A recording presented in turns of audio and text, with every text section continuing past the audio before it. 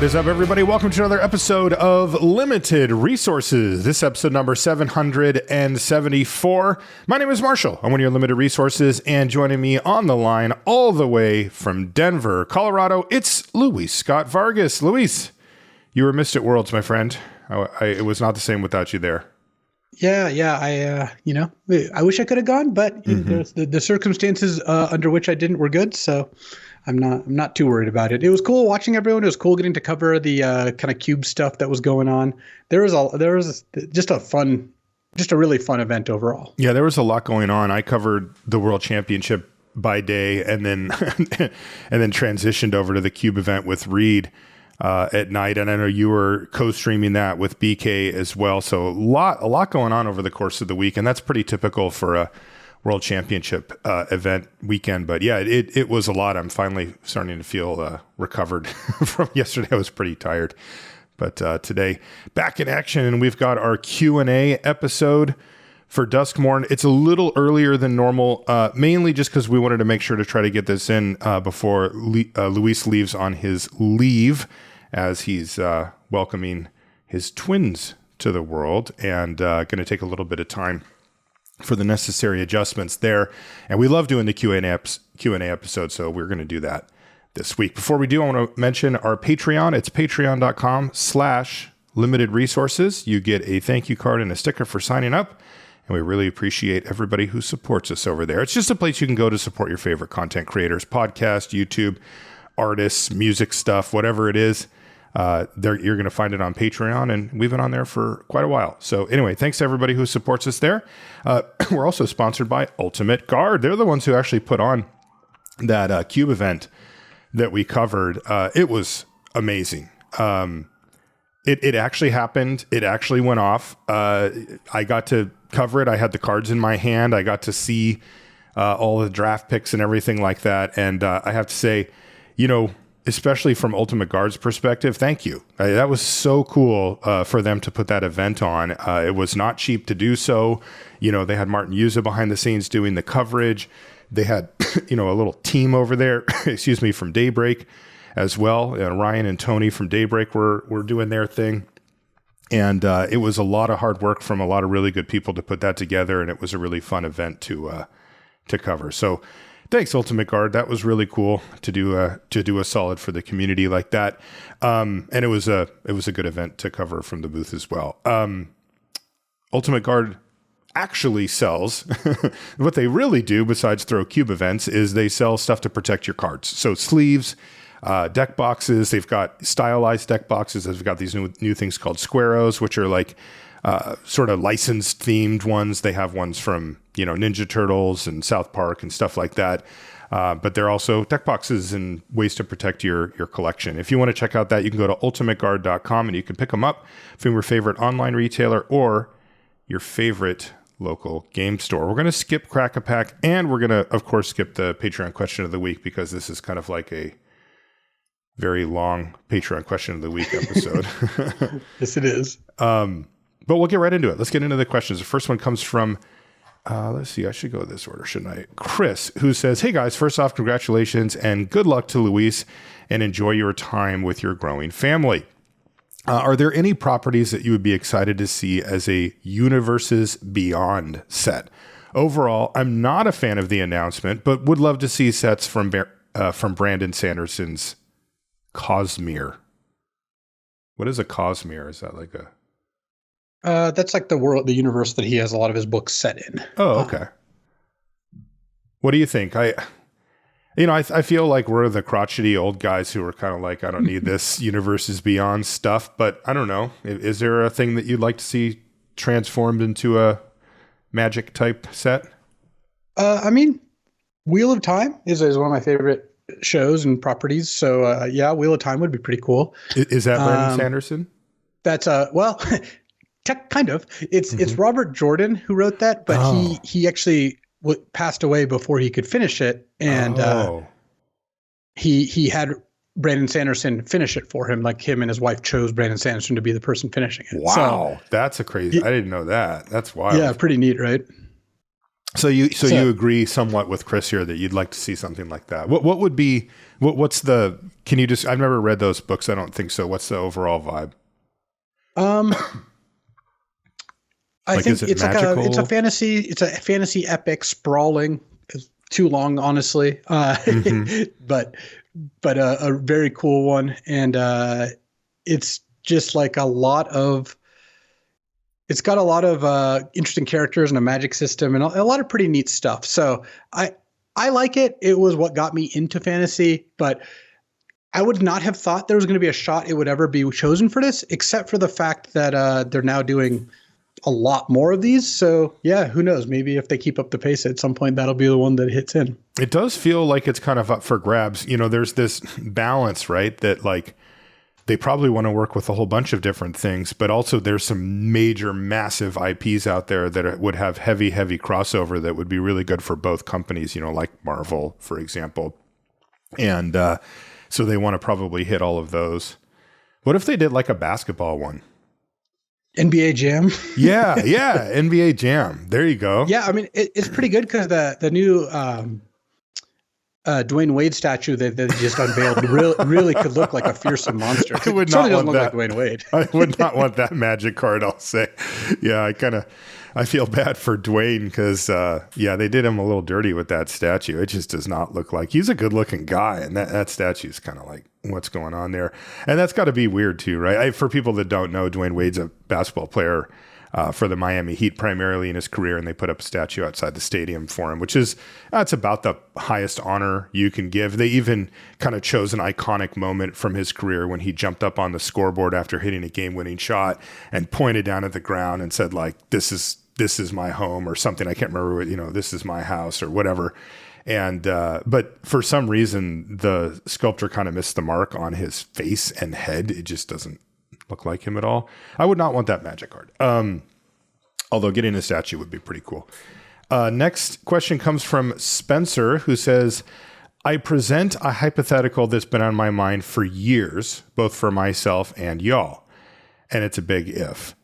A new TCG rose to the top, superseding MTG in popularity and quality. Would either of you move to the new game or just let the magic fade and retire to other projects? To put it in another way, does the passion that pushes you to stream and podcast lie with good card games in general or Magic specifically? I know it's hard to even imagine when nothing has ever come close to MTG on either front, but I appreciate the indulgence all the same. That's an awesome question, Spencer. Yeah, it's really good. It's actually kind of a pertinent question for me to answer in the sense that one of the games I worked on, one of the first games I ever worked on as a game designer was Eternal, which was a game that kind of explicitly was trying to be good, fun digital Magic that at the time wasn't available. This is before Arena even came out. And the selling point is like, hey, this is more fun to play than Magic on a digital scale, whatever, all that. It's really hard to get people to switch off a game they've invested so much time, resources, they have their whole friend group there. So the answer is, for me to switch off of Magic, a game would have to be quite a bit better and offer some things that Magic doesn't, because moving away from Magic has a big cost. That said, if there's enough improvements, that's something that could happen. And it's actually kind of counterintuitive, but games that don't scratch quite the same itch as Magic are part of what I'm getting in or like to get into. Like I played a lot of Hearthstone Battlegrounds, Once Upon a Galaxy, the auto battle I work on, but part of the reason I play it for fun is that like it's a very different experience than Magic. So you kind of want to target, like if you're making a new game, let's say target Magic players, but offer a different enough experience that it doesn't feel like you're trying to replace Magic, but maybe supplement it. Looks like producer Jeff may be jamming some right now. Well, there we go. He just popped up to show us his phone. He's jamming. Yeah, there you go. Yeah, that's a really tough one. I think the hard part about Spencer's question is that he's baked in that it supersedes Magic both in popularity, which, that's a thing, but also quality. Like he's saying it's just a better game. And if it became the thing and it was also just better, it would be difficult to stay with Magic if it was starting to be more of a sinking ship. You know, especially as content creators and stuff, you kind of have to go where the wind takes you. That said, like just that idea kind of terrifies me. Like I would not want to learn another game on that level. It would not replace Magic. Like there is no such thing as that, just because Magic's been around for most of my life, right? And like you just can't. It doesn't work that way, right? Like it encapsulates so much more, memories, nostalgia, you know, all of the things. I mean, I wouldn't even know Luis at all, you know, if it wasn't for Magic. Look at what Magic does for you, like use, for example. You do the podcast, you do coverage, like you play it on Arena. You know, there's not even a game would. How much better, like even though it's hard to quantify games, how much better would a new game have to be before you want to switch? And the answer is it doesn't really matter. Like right. You would never switch unless maybe this game completely supplanted Magic or whatever, and enough of the people in your orbit wanted to do it, or they, you know, it's like you can imagine if I call you up, I'm like, Marshall, this game is awesome, you got to try it, I'm playing it, I'm loving it, and then there's like the games popping off, and there's all these other things pulling you towards it. That said, you're on the non-gamer spectrum, like you're on the gaming spectrum, you're closest to not gamer than someone like Sam Black, who plays every game that comes out or whatever, or all the ones that offer, you know, an OP system where he can beat people who are worse than him. Like you've got a lot of people play games for different reasons. And I just think that both of us really don't have tons of excess gaming time that we're just like leaving on the table. So that's right. It's pretty hard to imagine wanting to switch. Yeah. I think the thing that would probably do it is if you did and you were like, I'm going over here now. You know, and because that would mean like this podcast, at least as it exists, would cease to exist. And I would be reluctant to try to find a different co-host at this point. And so I'd probably like if you wanted to do something in the new space, I thought and Cheon taking over was a tryout here for. Yeah, well, I mean, Cheon taking over would be a thing to ease the transition. Well, let's see how he does. You know, yeah, but that would be extremely difficult, Spencer. But I do think the premise that you put forth is interesting. If not extremely difficult for them to hit, it just has to be more popular and better than Magic. That's a tough one for sure. Next question comes from Tim, who says, hi, guys. Congrats to Luis, and I hope the Twins will go easy on him. A quick question to LSV. Some time ago, he got me hooked up on a game called Storybook Brawl. Unfortunately, the game went down due to financial problems. Recently, I found out the idea of the game is continued by Fairy Tale Fable. I remember you like Storybook Brawl very much. So have you tried Fairy Tale Fable? If yes, what do you think of it? All the best to limited resources. What is that is that the same IP, or is that somebody that did something similar?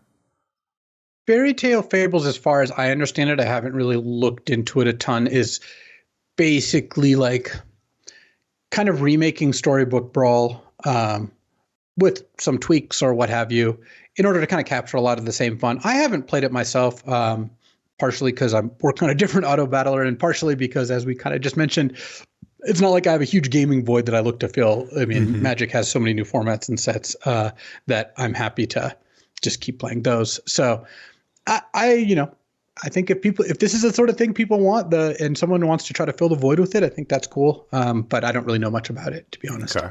Thanks for the question, Tim. Next question comes from Marco, who says, hi, Luis and Marshall. Hope you're both well.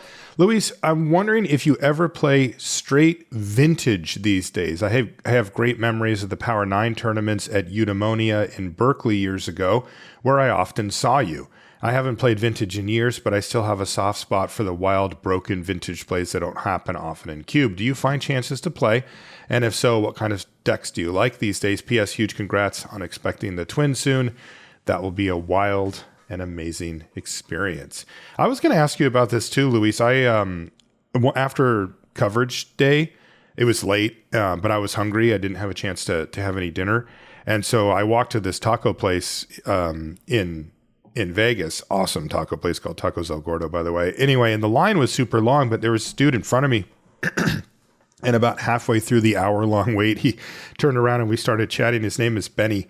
And he's a really, really good Magic player. He's had some really nice results of late, both on Magic Online and in real life. And he plays a lot of vintage. And I was asking him some questions about where vintage was at now and what deck he was playing and all that stuff. And I mentioned to him about you, that used to be a big part of, your identity for Magic. You used to play a lot.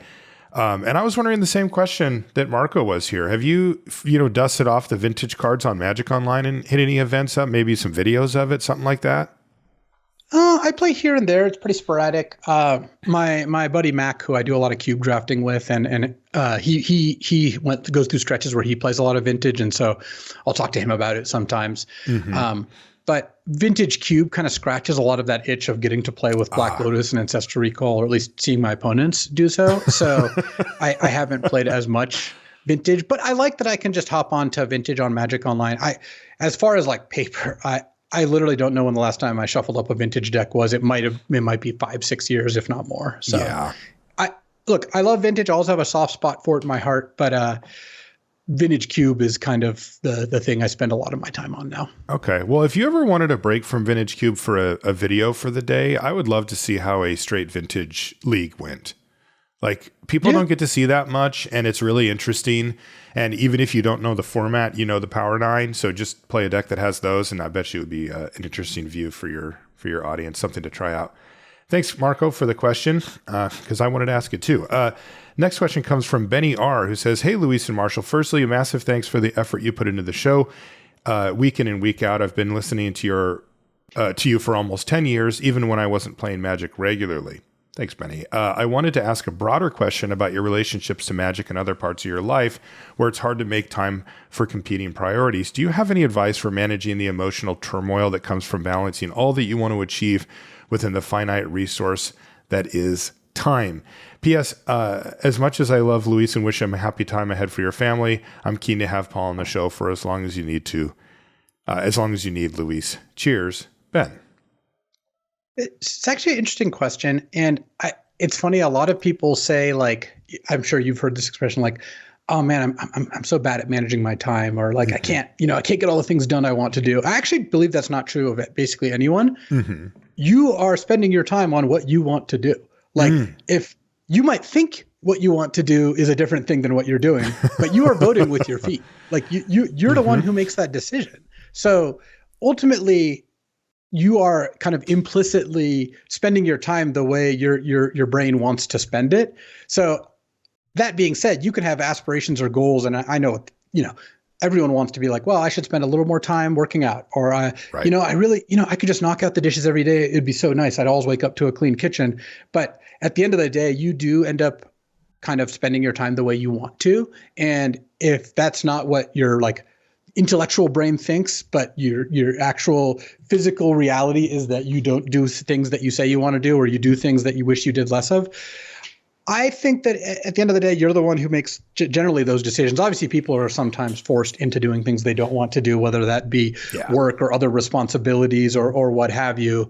But I would basically try to spend less time stressing about how do I fit all the things I want in, and spend a little time like kind of letting it happen to a degree.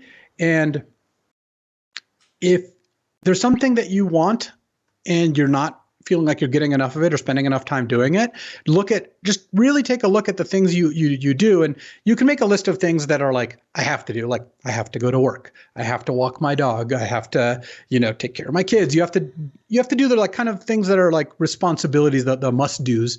But on the things that aren't, like, try to figure out, like, does it make you happier to do a draft, a couple nights a week? Or would you rather be, playing World of Warcraft or learning a new skill or just watching YouTube videos on the couch? I really try to leave my life so that I don't have a lot of like regret or guilt or those kinds of feelings, because if something's causing those feelings, like, who better than you to make a change to make that not be something you're feeling? And I know you feel the way you feel, but if you feel bad after watching YouTube videos 4 hours every night, then try doing something else and see how you feel. And if you feel a lot better, that's a pretty strong incentive to not do those things. Yeah, it's interesting because I think that there's some type of weird switch at least in my brain, I think in most people's brains, where things are either mandatory or they're not.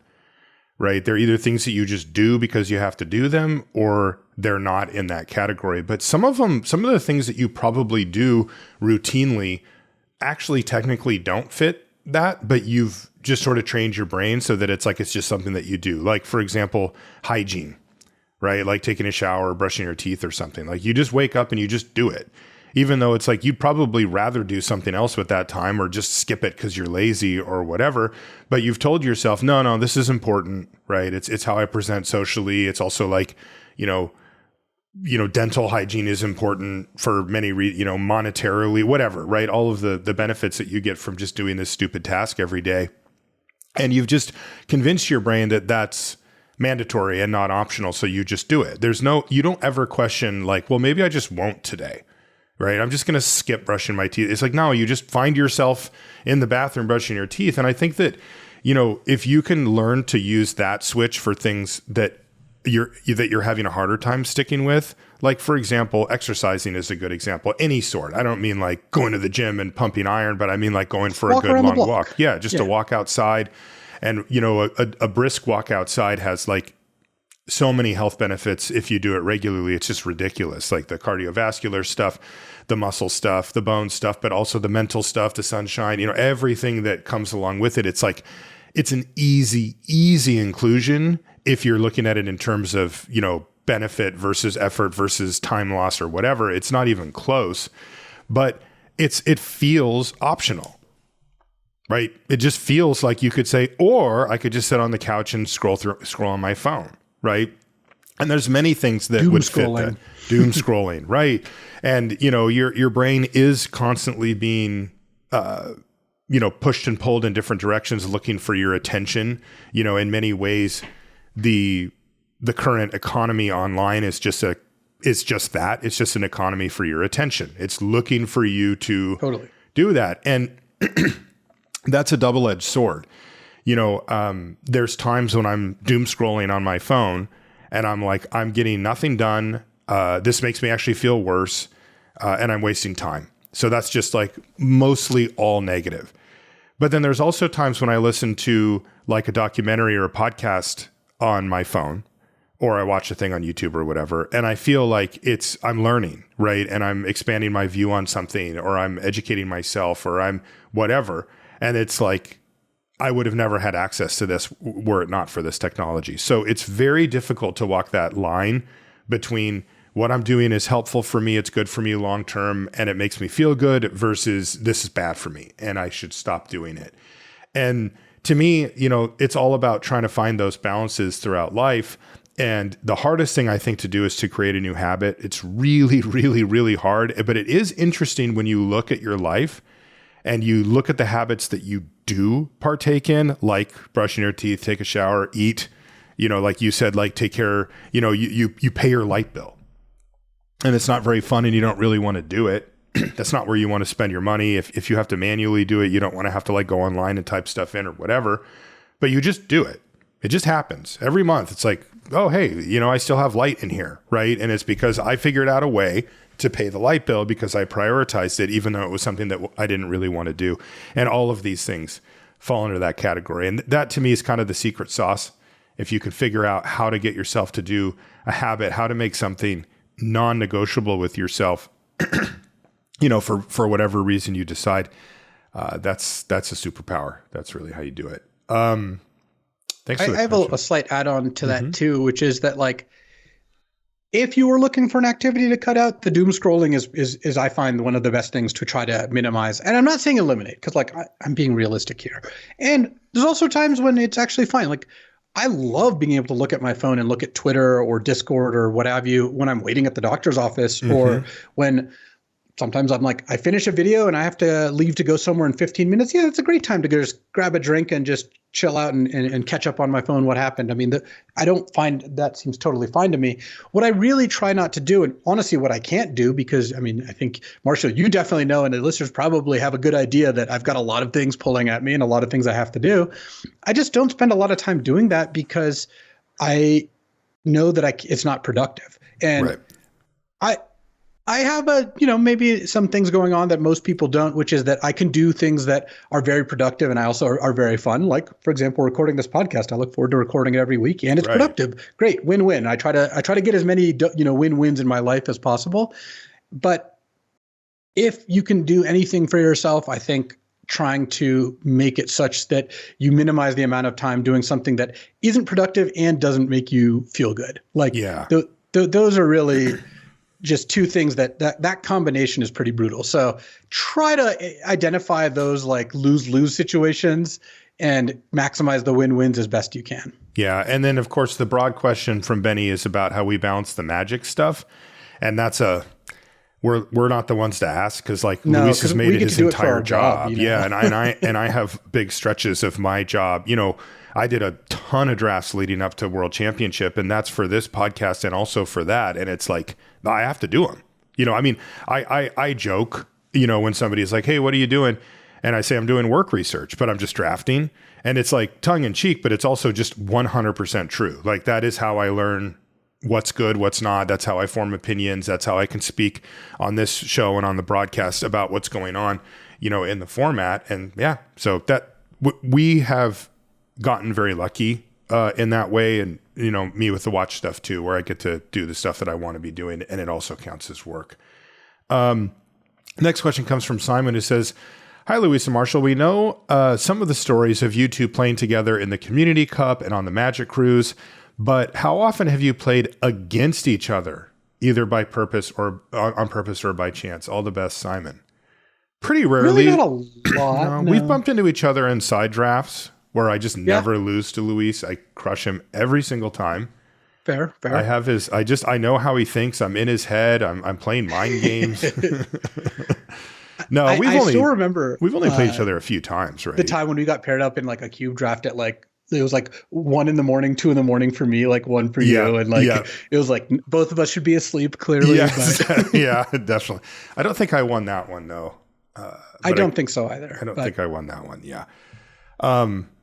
No, yeah, we haven't ended up playing against each other too often. I mean, it's just, you know, he plays at a different level than I do at the Pro Tour level. And then, so that's not going to happen. And then the chances of getting paired up online are very, very low. I think it's only happened that one time. And so we've just been in a few side drafts for fun, coverage drafts and stuff like that, but nothing serious. The person who I've played against the most, like lifetime, who's like a really good friend of mine, is probably Cheon, though honestly Mac is starting to catch up because we you know, jam a lot of vintage cubes or whatever. Come on, but you were playing heads up against Cheon like nonstop. Nobody's ever catching. No, it's true. It's true. Next question comes from Joel, who says, hey, Marshall and Luis, it's a weird coincidence, but my first episode was the one where you announced Luis as the new co-host. I think I've caught every episode since. Anyway, both of you often talk about the speed of the format. However, I've noticed in some formats, people see the writing on the wall quicker than others before they concede. 17 land catches the number of turns, but not the reason the match ended. Do you think early, late concessions could skew their data? You guys usually seem to have a good gut feel for a format. Maybe gut is better than data in this case. Definitely is with food. Thanks for the show, Joel. That's a great question. I'll ask Sirkovitz that next. He's going to come on the show either next week or the week after, probably. Ask him about the Shota thread too.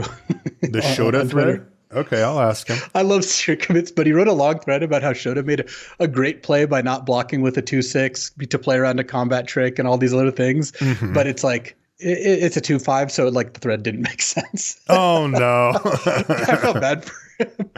Oh, really that's great. That's really good. I like that. Well, I'll ask him about that on your behalf. Yeah, but what do you think? I mean, generally speaking, I would be really reluctant to pit gut feeling versus data. You know, that's a recipe for disaster. That's just sort of saying, I don't really care what the numbers say. It's just whatever I happen to think. And I think that's bad. But as Luis has said many times on the show, like our intuitions are generally formed from something. And there's a lot of time when our intuition shows or tells us something that the data cannot. And this is a really good example of that. It could be that the games in this format would go longer or in a given format, but they don't because of concessions. I don't know how that's captured. I'm assuming that since you can't extrapolate further on how far a game would have gone, that it just records it as this is the turn that the game ended. And if that's the case, I've never thought about that. Would a faster format elicit earlier concessions? Yes. What about weird things like, let's say a format doesn't allow for stumbles. And so if you miss your third land drop, 3% of people just scoop after that or something like that. I don't know. That's interesting to me. Do you have any thoughts on that, Luis? I think there's kind of two parts of the question here. Yeah. So I think this question's pretty interesting. The first part, my guess, is the data about like early concessions is kind of meaningless. I don't think that's going to have like a big, because some people concede early, some don't. Some go make you deal lethal. I don't think it's going to have an overall big effect where it moves the needle, where enough people are conceding when they know they're going to lose but haven't lost yet, etc. I just don't think that that's going to be different. But what I do think is interesting about this is why some formats feel faster than others, despite maybe even having a slower game length or a very comparable game length. And I think that has to do with how good blocking is and how good interaction is, because we've had formats that I don't consider to be as fast as others, even if the data would suggest otherwise. And I think that it has to do with how the games play out, and that's harder to quantify. So I kind of feel like there is something there. You can have two formats that both have an average turn length of like 8.5, and one feels fast and one feels not fast. Mm-hmm. And I think it's going to be how much of that is like you don't get to block, like original Zendikar or original Amonkhet, both famous for being no blocks allowed formats. Right. Those felt super fast, regardless of what the actual game length was, though. Mm-hmm. It also was fast. But there's just going to be other formats like that, and I think that how the games play out certainly impacts how you feel about them. Yeah, and that might be a more useful definition for because we summarize kind of a lot of things into speed of the format, but it could very well be that when you and I and people in Magic talk about speed of the format, we're not literally trying to refer to the turn at which the game ends. We're trying to refer to how it feels to play the format.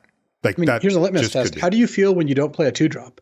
Like, If there's some formats where it feels horrendous to not play a 2-drop, and some formats where when you don't have a 1-drop, you're even feeling like things could gonna go sideways. Whereas like Duskmourn does not feel like if I don't have a 2-drop, I lose the game. Obviously there are games where that happens, totally. But it's not a format that overall feels super slanted in that direction. No, and just for the youngins, there have been formats where you actively didn't really want to have something to do on 2 because it was not going to be relevant to the outcome of the game, which was weird.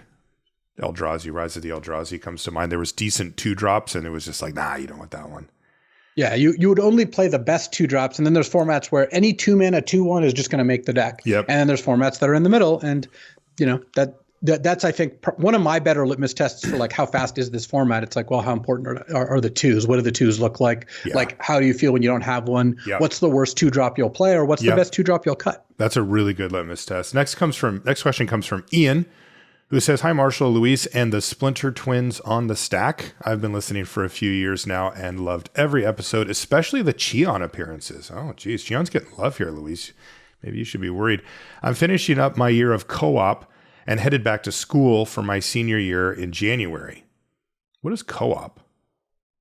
I mean, I know what it stands for, but what is Ian refer? Anyway, okay, I don't know what that is, but sounds like going back to school. I do some amount of cooking on campus, so I don't have to buy a meal plan. But my question for you is, what are some tips and tricks for a college student trying to make the best of their food options with limited time, budget, and resources?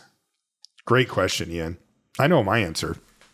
Yeah, you go first then. Get a wok. Oh, Marshall loves woks. I'm a big wok proponent. This is wok something truther. Yeah, I am. My dad taught me how to use one when I was like maybe 19 or something like that. And the amount of this is the type of thing, especially if you find cooking intimidating, that can be really liberating, which is that basically the way a wok works is it's big, it heats up really fast, it gets really hot, and it's really simple to use because you basically cook everything the same way. And the idea behind it is that you put your effort into the prep time for the thing that you're going to put in. So the basic meal that you would make in a wok is called a stir fry. And that is where you take usually a combination of protein, usually a meat like chicken or beef or pork or something like that. And then something else. It can be noodles, but it can be vegetables. It can be mixed vegetables. Those are the most typical things that you would do. And what you do is you cut them up ahead of time. So like before you actually start the cooking process, where most Western cooking kind of happens in these like layers where like you've got one thing cooking and another thing starts to cook separate from that. And, you know, you have to kind of time things out. Oh, the pasta's not quite done yet, but the vegetables are, that kind of thing. This is different. Everything goes together with this. So what you do is you chop up everything ahead of time, and your goal is to have everything chopped to a size where it will cook for roughly the same amount of time to get it to where you want it to be. And if something does happen to cook quicker than something else, then that's the thing that you put in last. So you can kind of map it out ahead of time. So if you're intimidated by cooking, or if you don't have any experience at it, this allows you to kind of focus on the prep part of it. And then when you actually go to cook the food, it cooks really, really fast. Like total start to finish cook time for a stir fry is like 2 to 3 minutes at the most. Like it's like 30 seconds, boom, 30 seconds, boom, 30 seconds. And then you're finishing it and then you're done. And the cool part is that it's extremely flexible. You can basically throw anything into this mix. That includes the main ingredients that I mentioned, but it also includes seasonings and sauces. You can try anything basically. And, you know, that includes the more traditional Asian cooking, which is, where the wok comes from, so you can think of any types of sauces that you happen to like in that space. But you can also, you could try barbecue sauce or some, American stuff, whatever it is, it will probably work in there. And then to make it kind of a rounded meal is just steam some rice. And rice can be cooked in a pot, or if you have a cheap rice cooker, they work really well too. And that's really great for students because it takes like a minute to just dump the rice and the water in and hit the button. And, 12, 15 minutes later, it's just done. And you just put the stir fry over the rice and you get a relatively balanced meal. It's not deep frying the food, so it's pretty healthy, or you can at least make it healthy depending on what you put in there. And you can do that every single day. Like you can just, get the wok going, boom, boom, boom, boom, boom, put it in the thing, and you have a complete meal that doesn't require all these extra things. And it's extremely efficient because whatever it is that you have in your fridge, almost anything will go into a stir fry. So that's what I recommend. There's a book by my favorite cooking author. His name's Kenji Lopez Alt. He has, in my mind, like kind of the ultimate cooking guide, which is called The Food Lab. But the book that I'm talking about is called The Wok. And he came out with it a few years ago, and I have it. It's awesome. And definitely I would take a look at that for some techniques and also recipes in there too. But the cool part about the wok is that you don't really need a recipe. You just need whatever's in your fridge. What about you, Luis? What would you recommend? It's going to be pretty hard to beat that. But I do think that lentils and beans are also a great addition in terms of like totally low budget, relatively easy to make in terms of time, and then they can be pretty filling, and you can make them really good. Like it's really easy to season them and chop up some jalapenos, or start the lentils with like some onions and bacon, or if to add that flavor or what have you. I also think that meal prepping, like it's actually one of the things we did in anticipation of the twins, is like me, Gabby, and our friend Squirrel, actually, Squirrel. He's a Twitch mod and a good buddy of ours. He came in town to visit us for our fantasy football draft. And what we did in one of the days was we just got like a bunch of tortillas. I made a bunch of scrambled eggs. I made a bunch of bacon and refried beans, and we just made refried bean, bacon, egg, and cheese burritos, wrapped them, and just froze them, and then so good, and just can heat them up pretty easily. So it just like concentrates all the work up front. Kind of like when you're cooking with a wok, most of the work is just cutting everything, getting everything prepped. Yeah. That's honestly most of cooking. Cooking is not usually I'm in front of the stove for 4 hours. You just don't really have to do that. Like right. You can. There's some dishes that can let you do that if that's what you want. But even in the advent of like pressure cookers or slow cookers or what have you, you don't need to be sitting there tending your marinara sauce for 6 hours unless you want to. And if you do, you'll make something that's better, but like it's still, you don't really need to do that. And I think another thing is find a couple staples that you like that fit all the, kind of check all the boxes you're looking for, and refine them, work on making them better. You don't need to be able to cook 20 different things. Honestly, if you cook like 3 different meals, you're mostly good. Yeah, like you don't need a lot. You also find that those meals can be really different. Like one of the most common foods that I like to make, and BK now does a ton of these too, is like burrito bowls. And a burrito bowl can be anything you want really, but at its base, it's like, grilled chicken or steak or whatever protein you want. It could be tofu, could be none of those, just be like beans and, instead of the protein or whatever, and like beans and rice with some like chopped up tomatoes or avocado or salsa or cheese or sour cream or none of those things and a different one. Like imagine going to Chipotle, right? You can, how many different burrito bowls can you make there? You can make a million.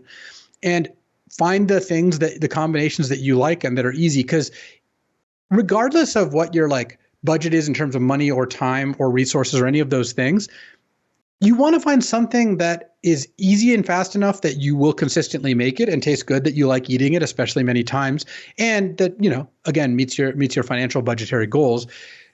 There's a lot of meals I like to make that are like cheap and easy, and I find that having a rice cooker means I'll have rice. I'm not making rice on the stovetop. I don't really know anyone who does that anymore because like the time savings and the effort savings is just so vast. So tons of resources out there. I like your recommendation of Kenji Lopez-Alt. He's got a lot of great recipes. He's one of the people I look to when I'm looking for a new thing too.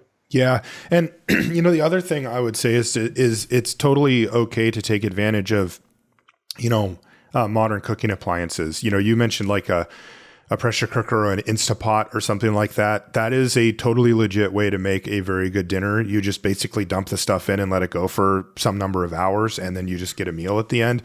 That's another one that works well in conjunction with a rice cooker, by the way. And then, air fryers, like they're really popular. There's a ton of recipes that you can use to get a pretty decent result from it very quickly, from a piece of meat or something that you maybe would have a harder time cooking for real. And it's not quite as good perhaps, but it's close enough. I remember way back in the day, I had a George Foreman grill. Do you remember those, Luis? Oh yeah. I had a George Foreman grill too. Yeah. I just called it a GFG and I would just put, chicken breasts on it. George Foreman grill, good effing game. And like those things are, they're not the tools that you would want to, use to make some, amazing meal or whatever for your friends, but they're dang good for just whipping up something quick. And, when you're in college and you got other stuff going on. So yeah, great. I'll great give you an question, example. One of the things we go through a lot of is these like Trader Joe's Dutch griddle cakes. It's like a pack of little like kind of thick frozen pancakes that are about a little bigger than like maybe a hockey puck, I guess. And I just toss them in the toaster oven in the morning, and Gabby has one or two, and a lot of the morning Santi loves them, Naya loves them. I just like, that's something that meets our nexus of convenience and taste. And it doesn't all have to be high effort. I do high effort meals. Trust me. I smoked beef ribs that took me 10 hours last weekend, and that's when I want to do that. And that's an activity, but the functional, I need to eat something so we can progress our day. Just find something that works for you in your routine. There's just so many options out there, and just don't get intimidated. It's really, really not hard to cook. I swear, I don't know a single person who could not learn how to cook unless they had some sort of, restriction on movement or some like, something that would make it more difficult. And even then, I bet a lot of people can figure out ways, to work within the resources they have. Like even if you just have a hot plate or something also is, there's things you can do. And best of luck. It's a great journey because learning how to cook is so rewarding in terms of, enjoyment, money, time, health. It just really does it all. It is well worth doing so. And by the way, Ian, I really have a lot of respect for you for doing this and for asking the question, because I know a lot of people, they just cop out and they're just like, well, I'm just going to go out to eat every day. They just go to Chipotle every day. They just go out to get fast food or to go to restaurants every single day. And it's like, that is really a tough one when you're young, because that's a lot of money relative to how much you have. And it's not an efficient way to do it. And then on average, you're also eating a lot less healthy. You don't really know what you're putting in your body, where when you cook, you get to decide every single thing that you put in. So a lot of upside there and well worth the time. Next question comes from Tabletop Tycoon, who says, congrats on the impending expansion release for the LSV household. And then for each of you, please list your 3 favorite movies of all time and tell us why you enjoy them. Oh, that's great.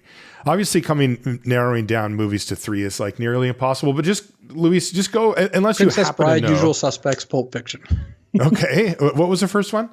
The Princess Bride. Princess Bride. Okay, so tell I us even why just you enjoy rewatched it with my 8-year-old. Like she had never seen it like a couple weeks ago, and it just holds up so well. Dude, it does. I went to an outdoor movie event at a park here, and it was Princess Bride. Like this summer, I saw it, and it was like the thing was packed. Like everybody just loves that. So tell us why.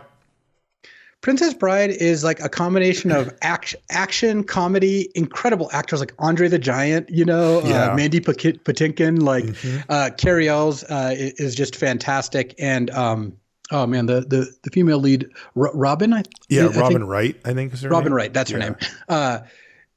They're all just so perfectly cast. Like it even has Billy Crystal, though you won't really recognize him all that well.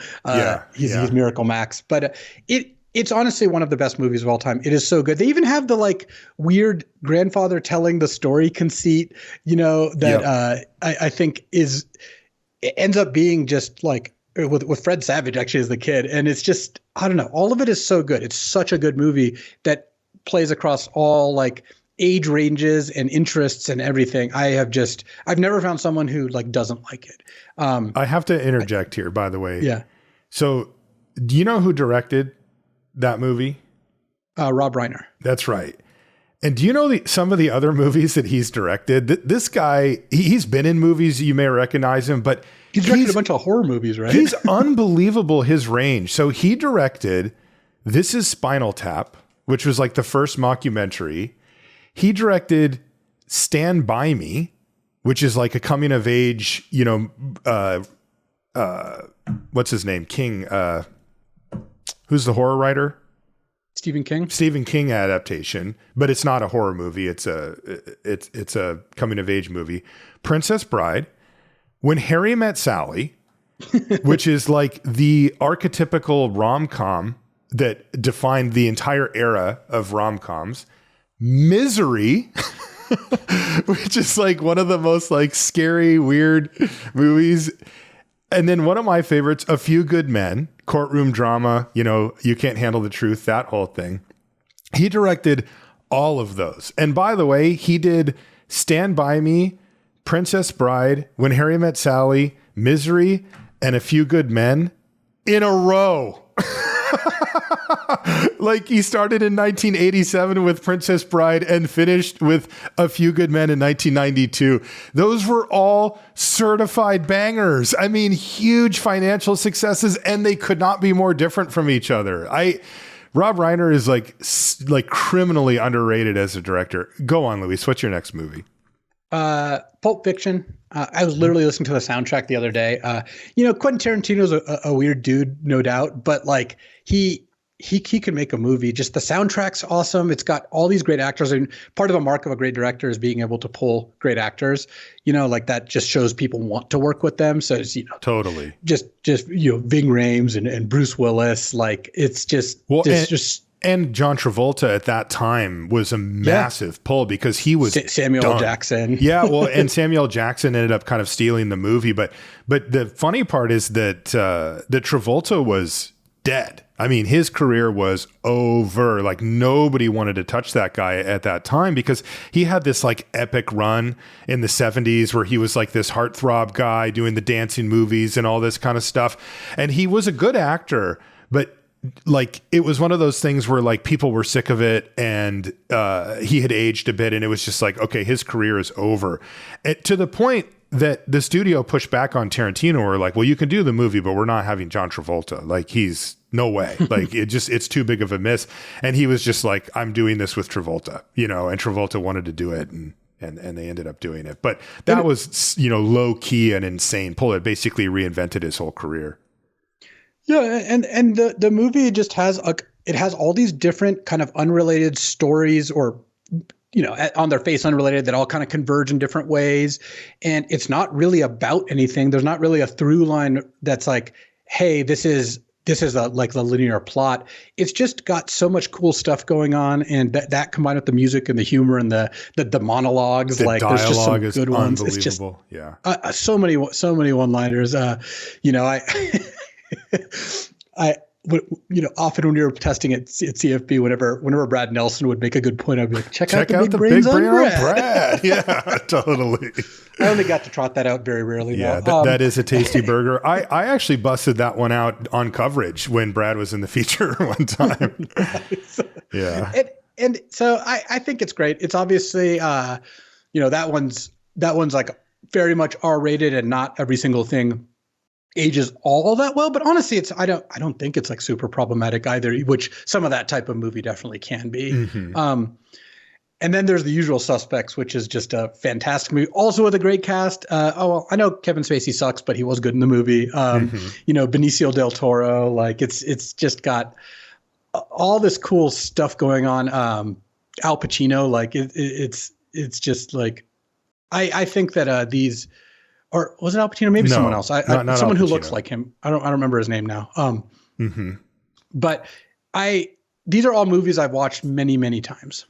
Yeah, these are good rewatchables.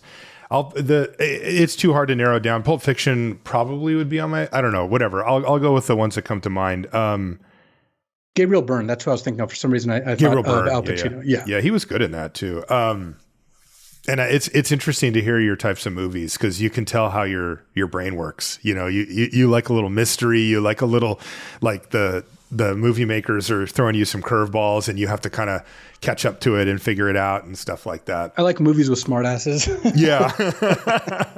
There's plenty of those. One of the Baldwins is in that, and Stephen Baldwin. Yeah, and Kevin Pollak's in it too, and he's a comedian by trade, so he's pretty funny in that movie, but he does a good job in it too.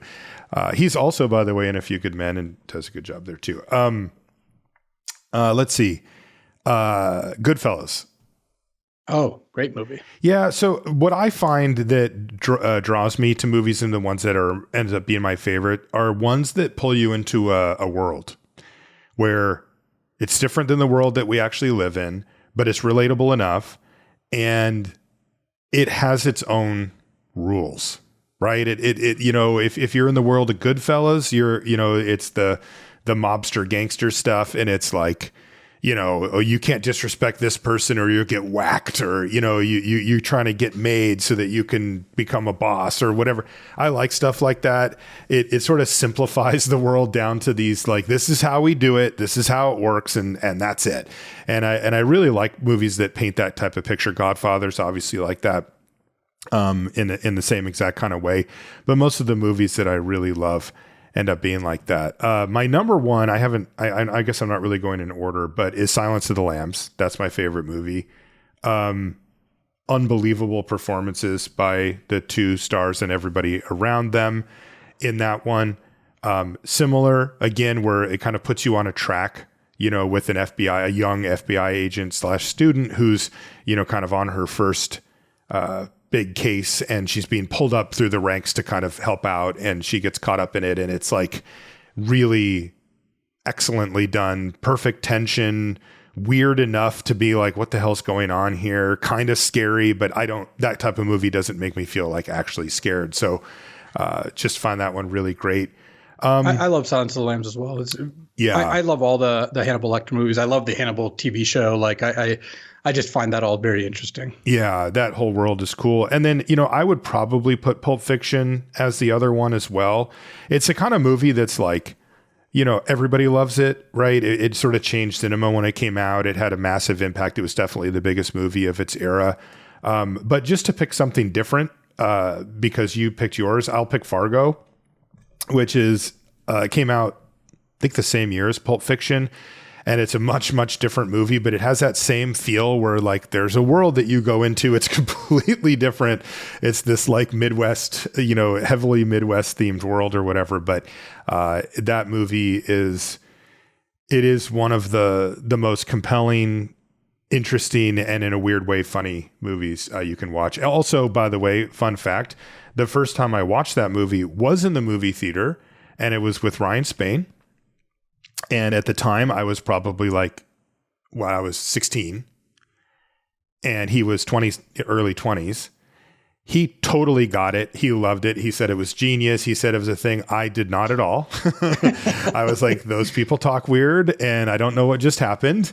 And then when I got also older, you were from the West Coast. So like a lot of this was just, you're not getting I did not pick up on a lot of the Midwest nice stuff. Whereas like, I remember I spent summers in Minnesota a lot because that's where my mom's family's from. So I got, when I watched it, I did have, okay. Yeah. I see what that's going Yeah. for. See, and I didn't. And here's the funny thing I just now put together is that Ryan went to college in Minnesota. There we go. So there you go. So he really got it. Great question, Tabletop Tycoon. Keep it simple. Get us talking. I like it. Next question comes from David, who says, good luck on the family expansion, Luis. Thanks to both of you for your work on the podcast. Have you guys voted yet? Sure did. I would encourage everyone listening to vote. I think that's a really important part of kind of making your voice heard. And even though it is true that like your vote, especially the nationwide races, doesn't always have like the biggest impact. If you're in a swing state, it definitely does. So certainly there, you do make a really big impact, is proportionally when it comes to like a lot of the local stuff. And when I vote, I'll read all the like propositions or amendments or what have you to see if I can figure out what it is. And some it's like very clear to me that like, oh, I do want to vote again with or against this. If I'm not sure or am confused, I'll Google it and I'll try to find not only what people say about it, but who is endorsing it or, on either side. And that will give me some more information as well to kind of make, a more informed decision, because I think that's a really important part of voting as well.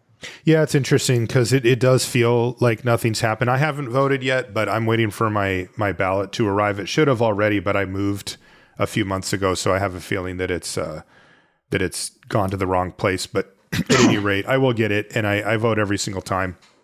And I think it's a little played out to say that it's important, but I think if you hear somebody say that it's important and it doesn't click with you why that might be the case, that's something you should probably look into. It is self-evidently important if you actually put any thought process into it at all.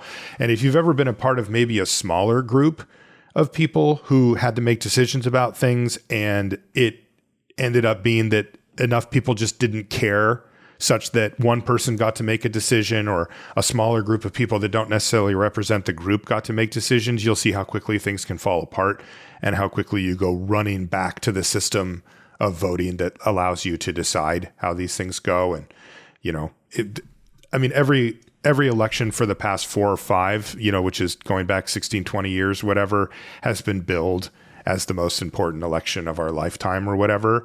And that's whatever, Yeah, there's just a bunch of, hype and stuff around it, but it is important. It is. Oh, it does matter, and I don't like that kind of rhetoric because it cheapens future elections, and it also makes, I don't know. I feel like there's a lot of communication around elections and election season that are obviously not great, but, I think one way to look at it is throughout the course of history, people have fought very hard to get the right to vote. A lot of different groups, people have not been able to. It's also, if you have the right to vote, it means, you're a citizen, which a lot of people really, being a U.S. citizen for people who live here is something that a lot of people want to be and try very hard to be. And one of the privileges you get is the ability to vote. And if you look, historically and around the world, there's a lot of people try to take away other people's right to vote or suppress their right to vote. And they wouldn't do that if it wasn't important. It's not for no reason. So it's something that I find to be, I think it's a privilege and I'm glad I get to, and I like to exercise my right to vote. So I would encourage you to do so. You should definitely do so. Next question comes from Shadowcat, who says, first of all, best wishes for a speedy and safe labor plus delivery. Obviously for Gabs. My question is this. I've been decluttering lately, and one of the things I find holding me back is the difficulty in letting go of A, objects from my past that remind me of my glory days, and B, accoutrement for goals I'll probably never accomplish. Do you tackle anything like this problem in your lives? Is it somewhat akin to deck building, with which I also struggle? Thank you. Wow, that is a epic question, Shadowcat. Of course. Yeah, this is, especially as you get a little older, where you start to realize that maybe there was a hobby that you thought you were going to do or an endeavor that you thought you were going to undertake and that you're just not. Like other things have taken priority, or you don't have enough time really to dedicate to it, or, you know, it has become something that seemed important at the time, but just isn't anymore. Those are, for me, I can align with this fully, that those are easily the hardest things to let go of. I have not much affinity for stuff, objects and things like that. I can really enjoy them. You know, I've got watches and stuff that I really like, but like, I just don't have, there's only a couple that I have any like emotional connection with of particular manner. And if my stuff was to go away, I'd be just fine. I just don't really care that much. But the exception is what Shadowcat brings up here, which are things that allow me to do or experience something that I wouldn't have been able to otherwise. And things that I feel are aspirational for me. You know, I don't have this in particular, but like, let's say I had decided that I wanted to try painting. I wanted to become a painter, or I wanted to really take a shot at it. And so I had bought a bunch of stuff to do that. It would be really hard for me to throw that away.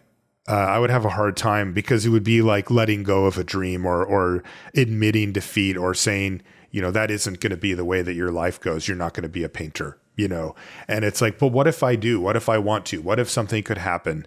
You know, and at some point, especially as I said, as you get older, you've kind of accumulated a few of these things, and you have to let go. So definitely, the glory days stuff. I don't know. What do you think about that, Luis? Do you hang on? I mean, you've got a trophy rack behind you that's pretty nice, but you're kind of still in your glory days for that. Like, I don't know about that, but I think you are. I mean, you qualified for Worlds, like. It's true. It's true. Yeah, I appreciate that. I'm I think we're both very similar people. It's part of the reason that we've been doing the show for so long and all that. I like nice stuff, but I don't intrinsically like stuff, if that makes sense. Just kind of like you, like I like stuff that has utility for me, or stuff that makes my life better. And I'm always happy to try to find upgrades and ways to, like, you know, improve things and be like, oh yeah, this, you know, like, one of my favorite things, honestly, is like having a thing that I acquire that I use a lot, and that, like, I feel like I really got value out of it. And I don't even really just mean money value, that can be part of it. But it's like, for example, like I have a pair of sunglasses that Gabby got me that's like a nice pair of sunglasses. Not crazy, but like, you know, $80 sunglasses. Blue blockers, and I just, or? What's that? Blue blockers? No, nothing like that. I have like used those sunglasses every day for the past 5 years or something like that. And that they're well loved. They have justified their existence in my life. And that's kind of how I like to feel about a lot of the things that I interact with, is like, is this something that is taking up space for a good reason? And sometimes you just gotta be realistic with yourself. And it's like, when we moved, we tossed a like homemade pasta machine. We like gave it away. Mm-hmm. And it's like, we've had this in our house for 4 years. We haven't come close to using this. You know what? Let's just say it's not going to happen. Let's just move on from this. Like, we don't need this stuff. And it's not like, I don't think that you have to like be doing an inventory and a purging every couple months or whatever, but it can feel really good to just every now and then really take an eye at the stuff you have and just look at like, hey, what am I not getting value / enjoyment out of? And some of that stuff can even lead to you like feeling unhappy. Like, imagine the painting thing. Some people would look at the painting supplies and be like, and just feel guilt that they're not doing it, or frustration that they're not getting better. I would argue those people would be better off if they didn't have those things, you know, if those weren't around. And one of the best things you can do with your stuff also, especially if it's something nice and you're like, man, I don't want to get rid of this nice thing, find someone who will use it. Yeah. Find someone like, when we got a new rice cooker, I gave my old rice cooker to my brother Antonio, and like, he uses it every day. And like, that's great. I just don't like waste in general. Like, I don't want stuff that is not being used, that is cluttering things up, that's taking up space that someone else could be using, or in some cases just be recycled, just get it out of here. You know, like, you don't have to, like, not everything has to stick around. So it can be tough for sure, but I think it's super, super important to, like, your life just gets better if you do a good job managing the things that are kind of in your life and are around you. Yeah, I think what Shadowcat's talking about is like, let's say you'd like to declutter, but it's not a rice cooker. It's a framed award you won when you were 12. Yeah. Right. And it's like, this was something that, you did a competition of some sort and you got this thing. And it's like, you have to kind of face down this idea of, does anybody care? Right? Like, you're not going to hang it on your wall that you won a spelling bee when you were 12 or something, but maybe it was like a big deal to you at the time and you have memories associated with it, so do you just keep it? And it's like, okay, maybe you just keep it, but then there's another one like that. And then there's another unrelated thing that's similar. And then there's, grandma's whatever that you got passed down to you. And it's like, okay. And, next thing we're talking about kind of a significant amount of stuff. And then you look over to the side and there's your, I was going to try this and I haven't done it, maybe it's something you used to do, maybe you used to hike a bunch and you still have all your hiking stuff, but the reality is you haven't hiked in 5 years, and you're looking at that, like, should I get rid of this stuff? Those are big, big sticking points. I think it's useful. What I try to do is be really picky. Like, let's say I was big into spelling bees when I was a kid or whatever, and I have all these things from it. I will try to pick one thing that kind of is the thing that matters the most to me, and the rest has to go. The truth is that as you get older, you kind of realize that, like, those things felt really important. Those objects felt really important when you got them, but, like, they don't have any utility for the most part. And it's a little sad, but for the most part, kind of people don't care. Like, even your kids might be like, okay, cool, and maybe one day they'll look back and be like, oh, wow, dad was a really good speller when he was 12. But, like, you have to also carry that stupid thing through your whole entire life for this off chance that, maybe but they're not going to hang it in their home, right? They don't need that in their closet. So I think at some point, you really do have to kind of reflect internally about the fact that the experience you gained, the pride that you felt, the work that you put in, the accomplishment that you made kind of was the reward, and it wasn't really this physical thing as much. And again, I try to keep like something small, just like if I can put a bunch of memories in a box, and if I ever feel like going through it, then I would. I don't know if this might make me weird or whatever, but that stuff all just makes me sad. All of it. Like, if I look at pictures from when I was a kid, it just makes me sad. Like, my family, and like, I never, how some people look at that and they're like, oh, that's when we went to Disneyland when we were a kid. That was so fun. And what a great memory. Thanks for showing the photo. For some reason, I'm always just like, I always just feel worse after looking at stuff like that. So I don't keep many of those things, but that might just be a weird me thing. Yeah. I think at the end of the day, you're the person who makes the decision. And I'm just, if you could probably tell from my answers and my presence on the podcast, what I talk about all the time, going by feel is really important. You just I think part of the reason that I've managed, like, a big part of how I've constructed my life, and I'm a very happy one. I'm super happy. I have just learned to trust my gut on everything from magic plays to should I throw away this thing to what should I do for work? Like, all of those things, like, I just put a huge premium on what do I want to do and how do I feel about it, because I'm the only one who can answer that question. And another thing you can do, by the way, is try to be efficient about it. And, like, let's say you make a box and just pack a bunch of stuff in the box and seal it and put it somewhere you don't have to think about it. Yes. And then maybe in 5 years when you decide, oh, I am going to start fishing, Yes. Like, I mean, hiking is a great example. Not that it takes a bunch of equipment. That's part of the reason I like it. I used to love hiking and go hiking in the Colorado mountains like all summer. I don't do that anymore. I haven't done that really much in the last bunch of years.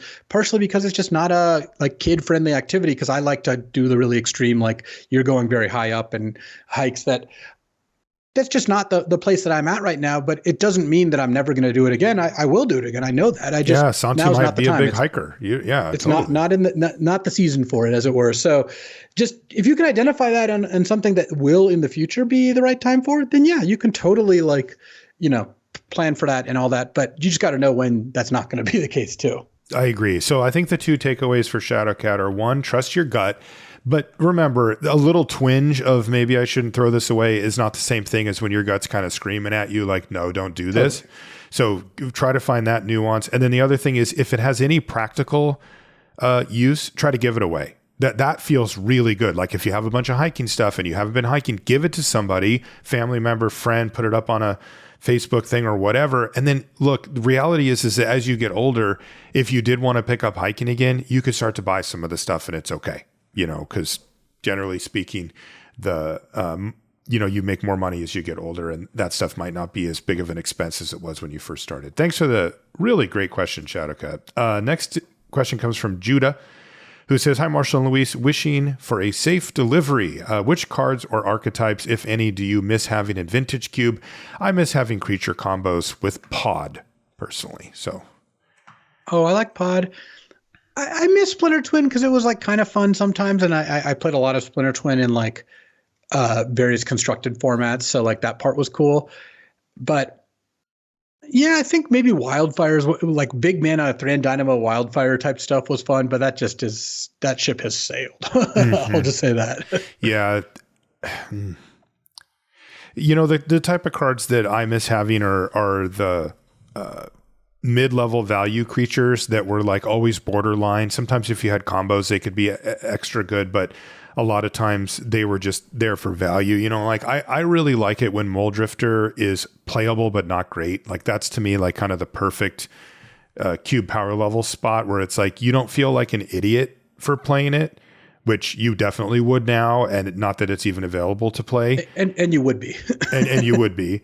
But at the same time, if Mole Drifter's like this windmill slam, that's kind of a different world, right? That's like a uncommons cube or something like that, or a commons and uncommons cube or whatever. But, I mean, I miss Mana War. It's my favorite card, but excuse me, but it had some really fun and interesting things that you could do occasionally with it. But it was also just like a solid mid-tier playable that you could put into a blue deck.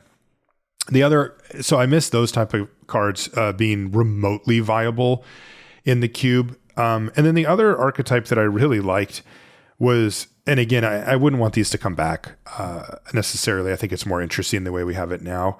But I really like playing the blue-black tempo deck back in the day, which had like all of the black tutus that were around, what is it called? Sarcophage or Sarcomancy, whatever, the one I'm talking about. And, a bunch of them like ETB tapped, but you could always have like a hard hitting 1-drop, and then you could back it up with blue tempo stuff like, remands and bounce spells and mana wars and, that type of stuff, and try to push through damage. And then also, you could be generating card advantage through attacking from various creatures that were in the cube. And I really like that as like this sort of hidden sub archetype that didn't come up that much. And you don't really see, there's definitely not that deck, but there's not even really these like hidden sub archetypes like that aren't really a thing. I did enjoy that type of stuff. Another good benchmark would be Venser.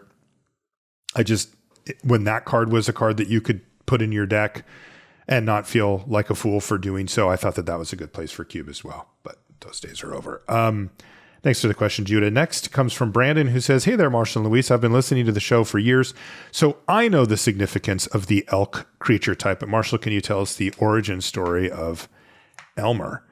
Yeah, the Elmer goes all the way back to when John Laux was on the podcast. He was the second co-host of the show.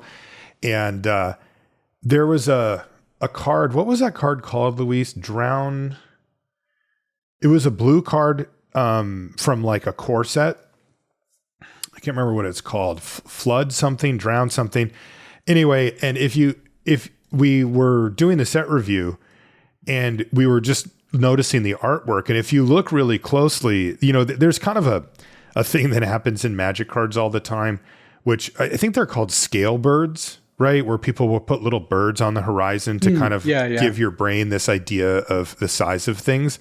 And elk, for some reason, are often used in Magic cards to show scale, because elk are quite a big animal, but they're one that a lot of people, deer or elk, have been familiar with. And, just look at a lot of the like green scary cards, and you'll often see like some elk running away. Tarmogoyf reprint has that, for example. They're also prey. Yeah, exactly. And so they're kind of the perfect thing in there to show size and scariness, but also like make you go, oh man, that thing's gnarly. It's about to eat that elk. Anyway, and there was an elk drowning. Like it was like being swept away by the by the waves of this river on that card. And I noticed it, and me and John were both like, oh no, like, this poor elk is, he's not going to make it or whatever. And we ended up naming him Elmer. And then after that, every time we saw an elk card, which there's more of than you might think, we would say, oh, it's Elmer. He's back. He made it through the flood or whatever. And now he's standing majestically on the side of this mountain waiting to be, sacrificed for mana or whatever. And so we kind of ran that through. And then after John left, Brian Wong came on, and we had a similar story with a card that had a crab on it. And he named the crab Shelly. And so we just kind of had a running joke where whenever we'd see a crab or an elk, we would reference it. Then sometimes I'll still do that just for fun. Thanks for the question, Brandon. How are we looking here? Got a little bit more time. Jeremy says, hey guys, I hope all's well with you three, including our resident spice bag enjoyer and your families. Shout out to producer Jeff. Congratulations to you, Luis and Gabby. I'm excited for you guys. Marshall, it was so good to have you and Paul back together in the booth. Yeah, it was great. I love the coverage group you're a part of now, and I want to recognize Cedric, Corey, and Ailey, the amazing job they're all doing. What about Maria? I guess this was the... No, yeah. Cedric wasn't in the booth, so no, this is just cherry picking, just outright cherry picking, Jeremy. You have the privilege of calling some of the best matches ever in the top 8. The match between Seth Manfield and Javier was amazing.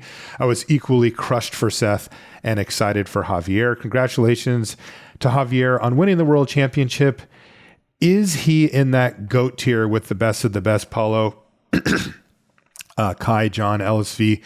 If so, why isn't he in the Hall of Fame yet? There's more questions, but we'll stop the question there. First question, Luis, do you think that a double Worlds win, and just for people that don't follow the PT as closely, he's only the second player ever to do that. He's also won a Pro Tour individually. So this puts him into, he's the only person to have done exactly that, like have won 2 World Championships and also won a Pro Tour. Does this put him into GOAT status? Still no. Oh, I definitely think Javier deserves that title. Yeah, or like is in that conversation. And really? not just because he won 2 Worlds. Shahar also won 2 Worlds. I love Shahar, but no one's really saying that. It's a combination for me of results and gameplay, and I think Javier kind of gets there on both counts. Like, you think he's on the level with Paulo? No, I don't think he's on the level with Paulo. I think he's in that range. Like, sure, if you want to say who's the top 3 players of all time, Kai, John, Paulo. No, I don't think he's there. Okay, that's how I interpreted the question as being GOAT tier. Sure. Yeah. I would say you could make an argument for Javier in the top 10 players of all time easily. Okay. Like, yeah. I think that's a pretty interesting one to make. Definitely. I don't think that you need to be better than Paulo to be in the like GOAT tier conversation. Oh, okay. Because I would say Nassif deserves there, Huey or myself, like all of these people are like kind of in that realm, even if I do have, John, Kai, Paulo in that order as the top 3. Mm-hmm. He's not in the Hall of Fame because they're not accepting new entrants to the Hall of Fame at this current time. Yeah. The Hall of Fame is currently not being voted on, and that's something which I hope at some point here is rectified. But it is what it is. Like that's how they have decided to go about things, I guess. Yeah. So hopefully that will come back. It still exists. He would be a slam dunk. Definitely Hall of Fame. Definitely. Like it wouldn't be close. Not even remotely close. He would be one of, if not the first person voted in if they opened it back up again. Next question. Thanks for the question, Jeremy. Next question comes from Patrick, who says, hi, Marshall and Luis. As a fellow father of 4 children, I don't have a ton of free time, but had recently tried to make time for paper events at my local game store. A lot of the players I meet there are into Commander and don't seem to play on Arena as much, which is where I spend my time drafting and trying to break even on gems. I haven't played any Commander and don't really understand it. Can you convince me to start shifting time away from Arena Draft and into Paper Commander? Love the show. Listener since Kaladesh, and that's from Patrick. Patrick, you are barking up the wrong tree, my friend. I would love to convince you not to play Commander. That would be great. But yeah, I mean, Luis and I are both people who respect and understand Commander and it's never resonated for either of us. So that's a great way to put it. I mean, yeah. I've even really been enjoying playing Dual Commander recently. That's been a lot of fun. But yeah, in terms of like, what I convince you to stop drafting to play Commander? No, that's not what I'm in for. Yeah. Hi, welcome to Limited Resources, Patrick, where we talk about exactly what you do and exactly not what everybody else is doing, which is playing 4-player Commander. Look, no, I would not try to convince you to do it. I think that draft brings a completely different experience to the table. And if that's the experience that you're drawn to, much like Luis and I and our listeners are drawn to, then that's what it is. You should try to look for if there's a certain day that they do a booster draft at the local store. But if all they're doing is playing Commander and it doesn't appeal to you, then I wouldn't go. I would just keep playing on Arena. I know it's different to get out of the house when you got the 4 kids and stuff, but like, you wouldn't get out of the house to go play putt-putt golf if you didn't enjoy it. So, I wouldn't do that for Commander either. Well said. Looks like Tim's got another question for us. Hi, guys. Congrats to Luis.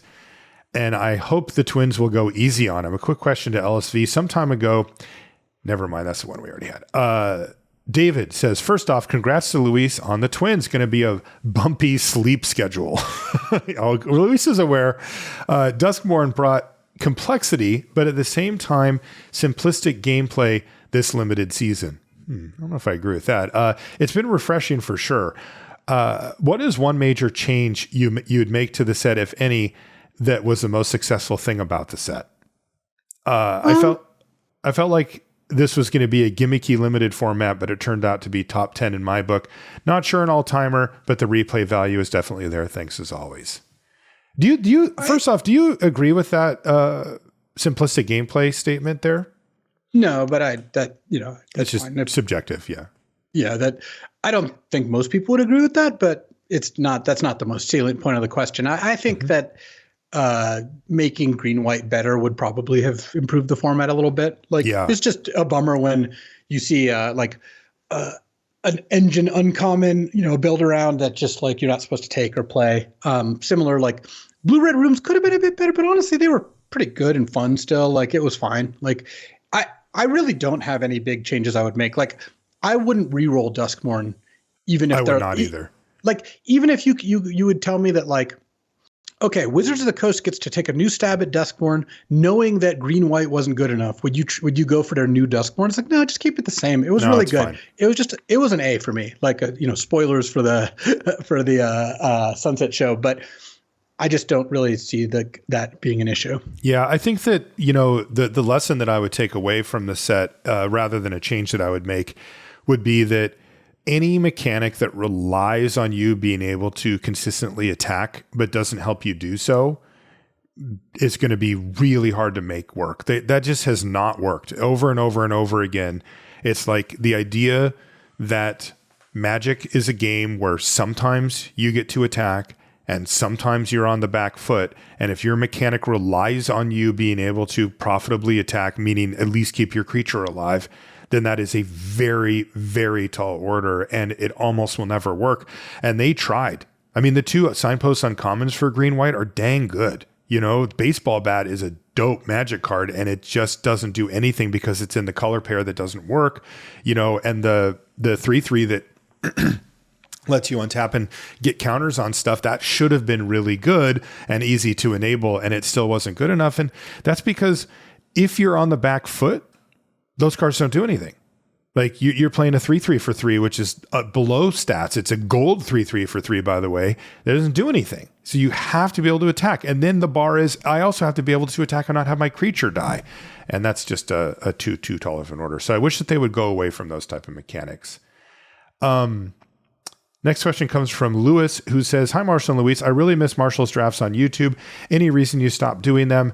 It was especially fun to see the draft walkthroughs played out. Also, have you guys ever considered doing a who right wrong segment on the Sunset Show, basically going back and looking at the cards you guys were far apart from during the set review?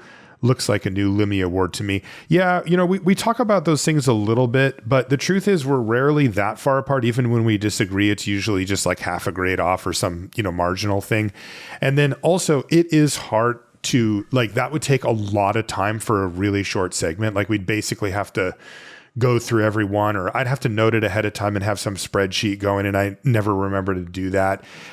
We do usually tend to remember when one person or the other comes down hard on a card one way or the other, because when the person who's right will bring that up during the sunset show.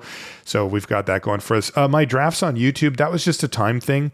You know, I kind of had a thing with CFB, and I had a thing with another website before that where they were paying me to do that one draft a week. And I was happy to do it, and it was fun.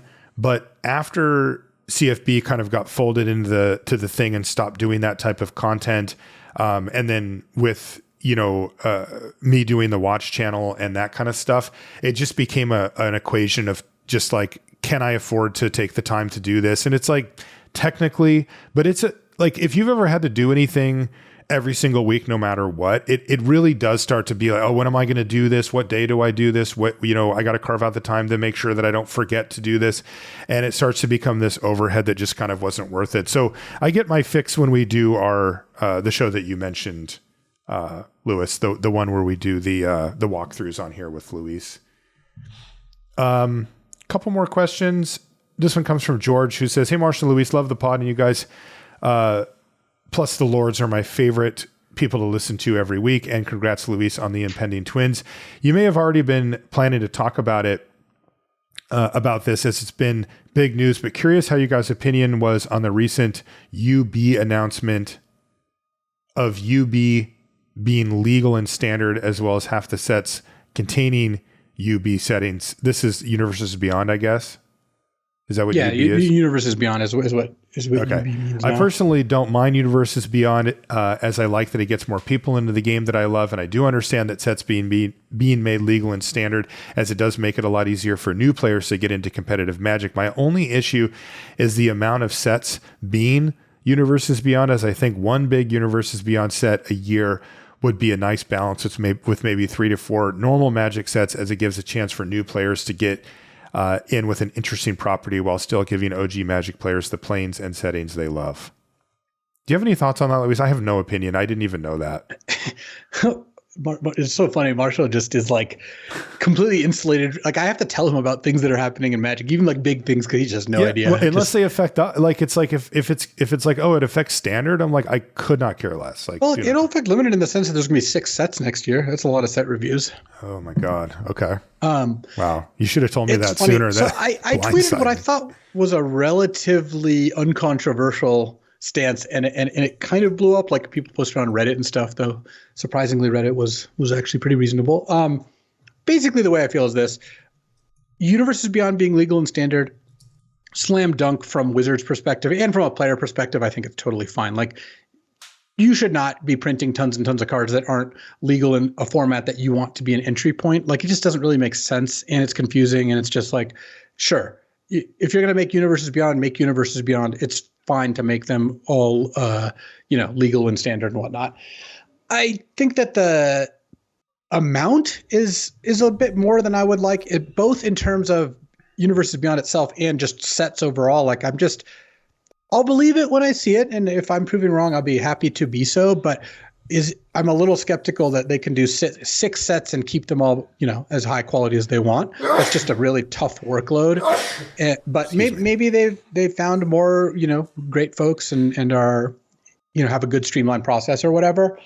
And the proportion of Universes Beyond to Magic centric sets or Magic like backgrounds is, I would not have it to be so. I wouldn't have 3 and 3. I would much prefer like 3 Magic sets and 1 Universes Beyond set, as opposed to this, just because like there is a trend of a lot of games, just like, the Fortnitification, as people will say, because like that was one of the first big games that all of a sudden it's like you could have a Spider-Man skin, you could have a Nicki Minaj skin, you could, you could be the Pillsbury Doughboy or whatever. I'm just pulling examples that I'm making up. I don't know that these things are all true, but for all I know, they probably could all be true. Like when they announced some of these events, I remember a couple of years, I made a tweet to that effect a couple of years ago that like, we like to announce that Build a Pony's banned in standard because the interaction with, Spider-Man was too strong or whatever. And it's like that was a joke, but that's actually going to be real. Yeah. you're going to be sitting in the booth, Marshall, in 2 years, being like, oh wow, well, Javier opened on a turn one Spider-Man, turn two SpongeBob, but unfortunately for him, Jim Davis had Wrath of Khan to kill all three or whatever. Yeah, totally. It's totally going to be what happens. And it's like, yeah, I'm not even the biggest flavor guy, and that still seems like a bit much to me. But it's like I understand why this is happening. I wish it weren't happening exactly this way, but I'm not gonna sit there and say that like I'm gonna stop playing Magic or I hate this, because neither of those things are exactly true.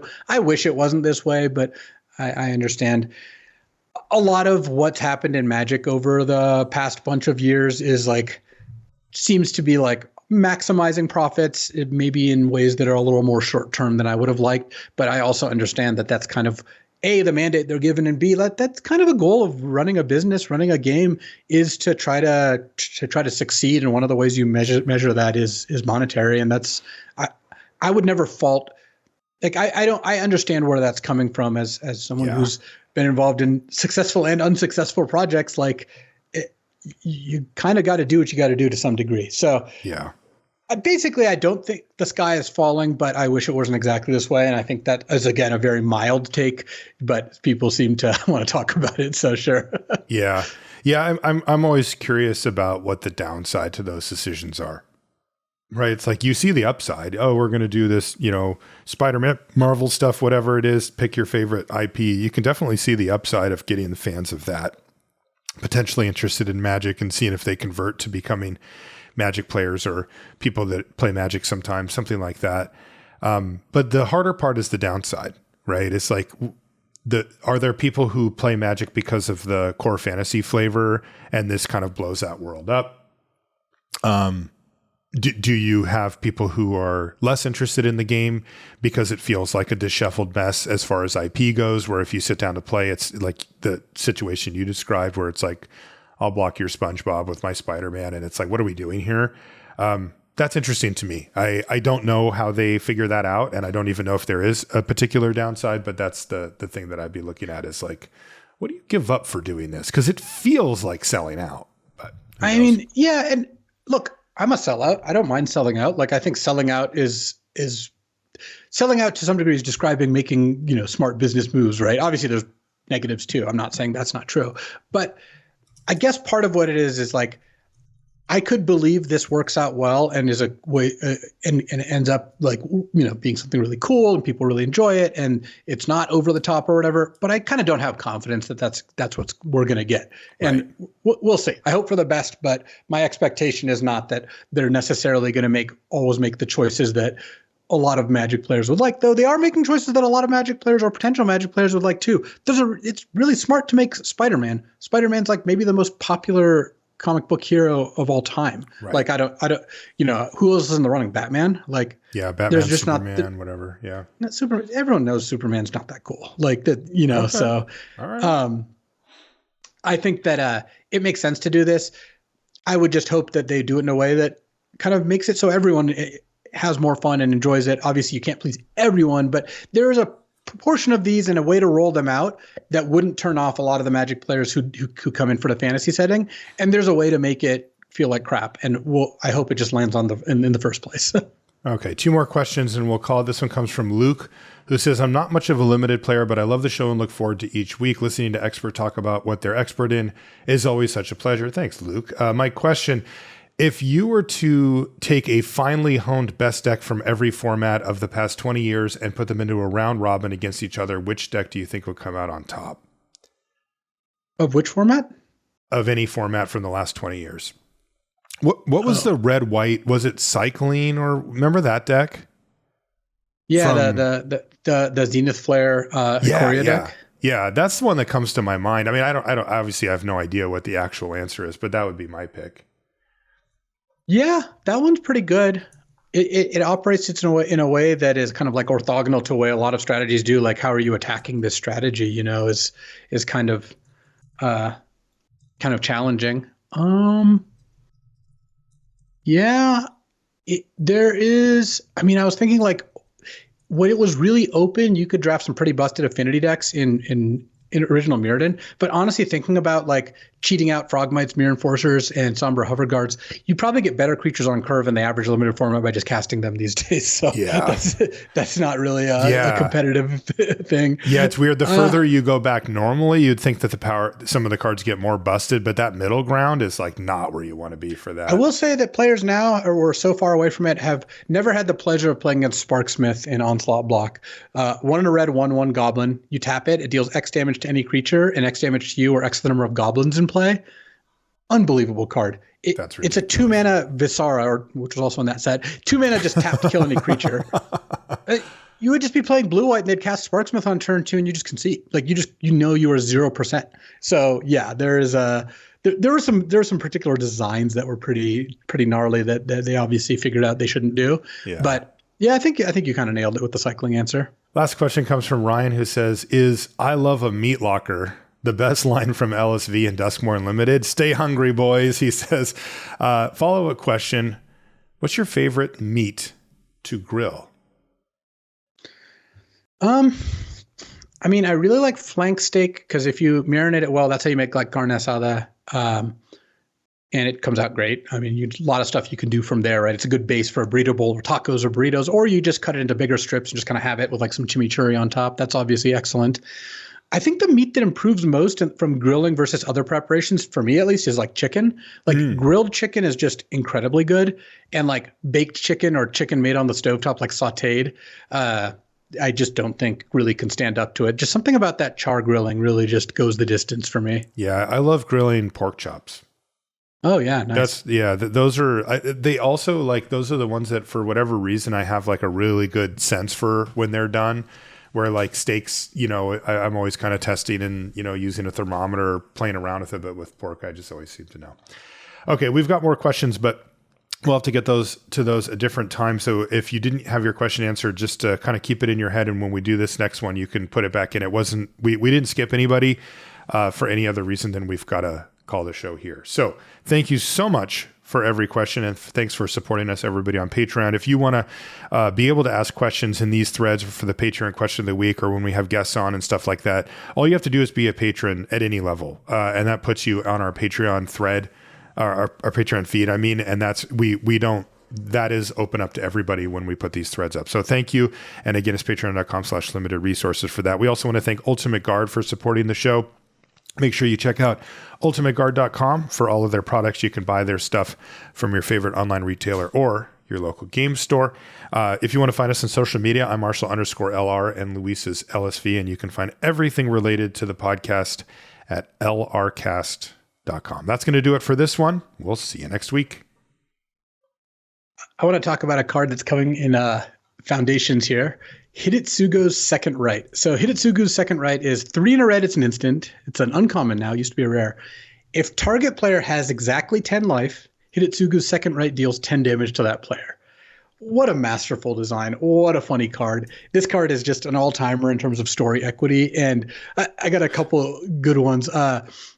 One is Paulo Vitor was watching 2 players play in a PTQ in Brazil, and one of the players goes and asks the other player, kind of out of nowhere, "Do you want to gain 2 life?"